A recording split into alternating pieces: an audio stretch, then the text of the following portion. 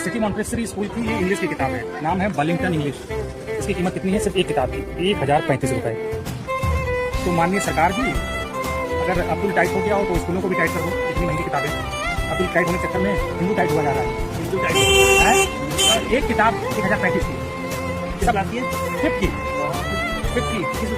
CMS की, अच्छा 5 की किताब है, 1035 की किताब है। भाई साहब भी लेके आए। भाई साहब क्या कहेंगे महंगाई पे? अरे भाई साहब पूछिए मत, क्या हो गया? हिंदू खतरे में पड़ गए, बताइए। तो बोलेंगे हिंदू खतरे में हो जाएगा और कुछ नहीं। हिंदू बच्चों तो का खतरे, हिंदू के बच्चे भी खतरे में है। बच्चों का भविष्य खत्म है। अब्दुल को टाइट करने के चक्कर में हिंदू के बच्चे खतरे में आ गए हैं। बिल्कुल सही बात है भाई। अभी कुछ बोलेंगे मैं भाई ये जो वीडियो है, अब देखो जो अमीर इंसान है वो तो सीधी सी बात है, अगर नहीं भी पढ़ेगा तो उसके पास तो पैसा है, वो कुछ ना कुछ अपना बिजनेस खोल के बैठ जाए, कुछ ना कुछ कर ही लेगा। पर जो गरीब इंसान है उसके पास तो एक मात्र रास्ता जो है वो पढ़ाई लिखाई करके कुछ बनने का या कोई गवर्नमेंट जॉब करने का, यही एक रास्ता है कि वो अपनी गरीबी दूर कर सके।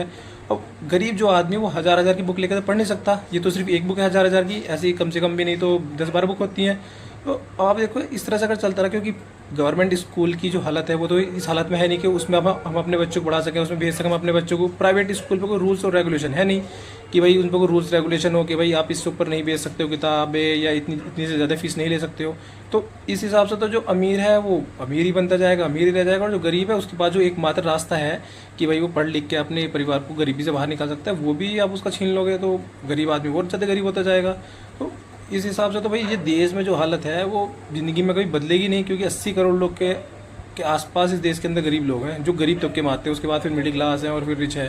तो इस हिसाब से तो भाई गरीब का बच्चा कभी ना पढ़ पाएगा, ना वो अच्छी स्कूल में जा पाएगा, ना वो अच्छी कोई नौकरी कर पाएगा। वही 10-15-20 हज़ार रुपये नौकरी करेगा और अपना परिवार पालता रह जाएगा।